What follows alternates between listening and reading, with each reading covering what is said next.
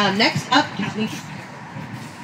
Hello, I'm Kathleen. I'm a council member for the city of Irvine, and I'm also a biology professor at University of California, Irvine. And I've known Jing for 2 years now. I'm so happy to support him. I've seen him working under very difficult circumstances. He always acts honorably, and he works with integrity, and as he mentioned, with teamwork. He really wants to get together towards a solution. And I appreciate he's running for the right reasons. He genuinely cares about our community and wants to make it better. He wants to give people a voice. And one thing that I really dislike about local politics is, unfortunately, the people who tend to raise the most money tend to win. And I wish that were not the case. I wish it weren't about the money.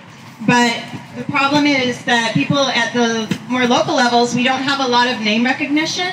So we need to reach out a lot. And so that means buying signs like this. So these yard signs cost $20 each. We also have to, when we walk around and knock on doors, we want to leave flyers with people to tell them, to remind them who we are and what we stand for. And that costs a lot of money. We also need to send mailers, which everybody hates, but which unfortunately work. That is why you get them. And those are insanely expensive. So it all adds up to, if we want to get Jing elected, we will need to raise as much money as possible for him. And I really appreciate that you all have donated money to come here. And what I'd like to ask you to do, please, is whatever you donated to come here, could you please double that? Could you please today make that same donation? And we have QR codes here that we can bring around. You can just scan those QR codes. They'll take you right to a donation page.